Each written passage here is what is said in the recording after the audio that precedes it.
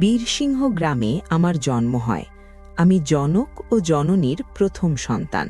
গ্রামটি ছিল নীরব, শান্ত, তবে প্রত্যেকের জীবনে হাটবাজার ও ঋতুবিন্যাসের সুনির্দিষ্ট ছন্দ বিরাজ করত। বীরসিংহের আধক্রোশ অন্তরে কোমরগঞ্জ নামে একটি গ্রাম আছে। ওই গ্রামে মঙ্গলবার ও শনিবার হাট বসত। আমার জন্মের সময় পিতৃদেব বাটিতে উপস্থিত ছিলেন না, তিনি হাটে গিয়েছিলেন। পিতামহদেব আমার জন্ম সংবাদ দিতে যাচ্ছিলেন। পথে তাকে দেখলে বললেন, একটি এড়ে বাছুর হয়েছে।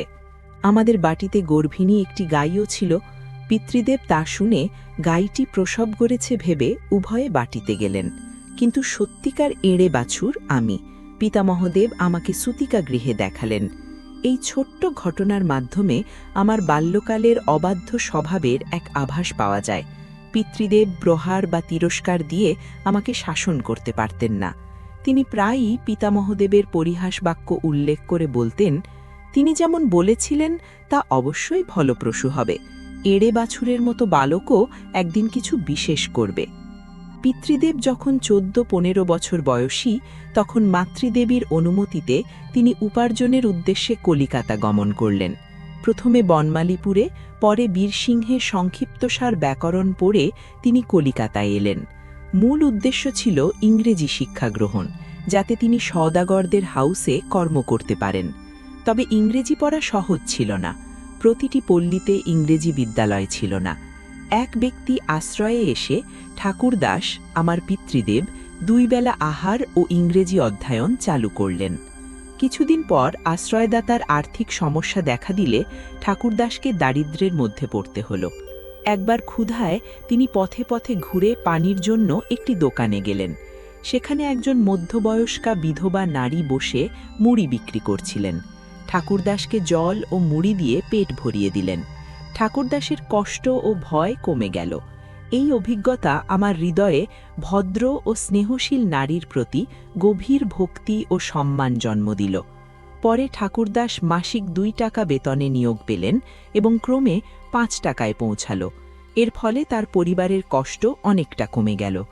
পিতৃদেব 23-24 বছরের উপযুক্ত বিবাহপ্রাপ্ত বয়স হলেই রামকান্ত তর্কবাগীশের কন্যা ভগবতী দেবীর সঙ্গে বিবাহ সম্পন্ন হয়। তার গর্ভে আমি জন্মগ্রহণ করলাম। আমার শিশুকালীন সময়ে মাতৃদেবী পুত্রকন্যাসহ মাতুলালয়ে থাকতেন। স্নেহ, যত্ন ও সমাদরের অভাব হয়নি। ভাগিনী ও তাদের সন্তানের উপরও একই স্নেহ ও যত্ন প্রদর্শিত হতো।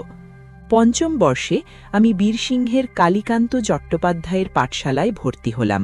তিনি অত্যন্ত পরিশ্রমী এবং শিক্ষাদানে নিপুণ ছিলেন।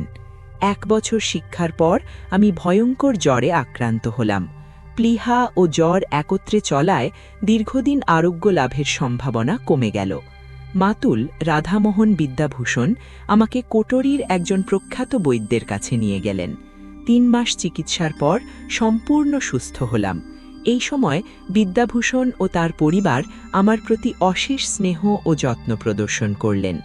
পুনরায় বীরসিংহে ফিরে কালীকান্ত চট্টোপাধ্যায় পাঠশালায় 8 বছর পর্যন্ত অধ্যয়ন করলাম।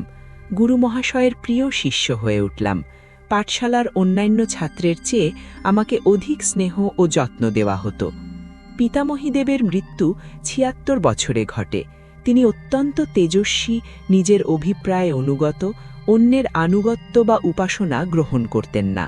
তার সাহস, বল ও চিরসহচর লৌহদণ্ডের সহায়তায় তিনি দস্যু ও হিংস্র জন্তুর মধ্যেও একাকী ভয়হীনভাবে চলাফেরা করতেন। পিতৃদেব আমাকে কলিকাতায় আনার সিদ্ধান্ত নিলেন। 1235 সালের কার্তিক মাসে আমি কলিকাতায় এলাম। বড়বাজার নিবাসী ভগবৎচরণ সিংহ আমাদের আশ্রয় দিলেন।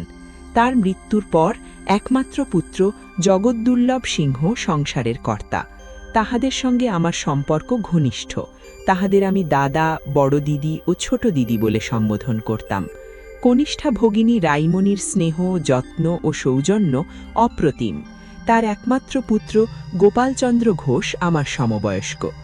রাইমণির নিরঙ্কুশ স্নেহ ও সদ্বিবেচনা যে কোনো শিক্ষিত ও অভিজ্ঞ ব্যক্তিকেও বিমোহিত করত। পিতৃদেব জোড়াসাঁকো নিবাসী রামসুন্দর মল্লিকের নিকট নিযুক্ত ছিলেন। তার দৈনন্দিন কাজের সঙ্গে আমি সামঞ্জস্য রেখে চলতে শিখলাম।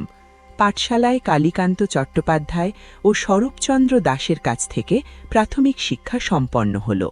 একবার পিতৃদেব আমাকে কলিকাতার সিয়াখালায় একটি মাইলস্টোন দেখালেন। আমি ক্রমে ইংরেজি অঙ্কগুলি চিনতে শুরু করলাম। আমার সঠিক জ্ঞান দেখে পিতৃদেব ও শিক্ষকেরা অতিশয় আনন্দিত হলেন। তাদের উৎসাহে পরামর্শদাতারা সিদ্ধান্ত নিলেন আমাকে হেয়ার সাহেবের স্কুলে ভর্তি করা হবে। এটি বিনা বেতনে শিক্ষাদানের জন্য প্রসিদ্ধ। হিন্দু কলেজে পড়ার সুযোগও পরে তৈরি হবে। কিন্তু পিতৃদেবের মূল আকাঙ্ক্ষা ছিল আমি সংস্কৃত শাস্ত্রে দক্ষ হয়ে দেশের চতুষ্পাঠী করব। তাই তিনি ইংরেজি বিদ্যালয়ে প্রবেশে অসম্মতি প্রকাশ করলেন। মধুসূদন বাচস্পতি মহাশয় তাকে সংস্কৃত কলেজে পাঠালে চতুষ্পাঠীর সঠিক শিক্ষা হবে এবং পরবর্তীতে আদালতে জাজ পণ্ডিত হিসাবে কাজের সুযোগও থাকবে। অনেক বিবেচনার পর পিতৃদেব বাচস্পতি মহাশয়ের পরামর্শ মেনে আমাকে সংস্কৃত কলেজে পাঠানোর ব্যবস্থা করলেন। এইভাবেই আমার শৈশব ও কৈশোর কেটে গেল, শিক্ষা, অভিজ্ঞতা, দুঃখ ও স্নেহের মিশ্রণে।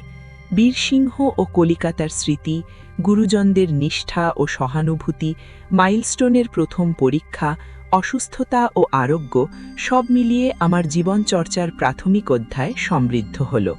এই সময়ে আমি শিখলাম শৃঙ্খলা, অধ্যাবসায় ও সদ্ব্যবহারের মাধ্যমে যে কোনো পরিস্থিতি জয় করা সম্ভব।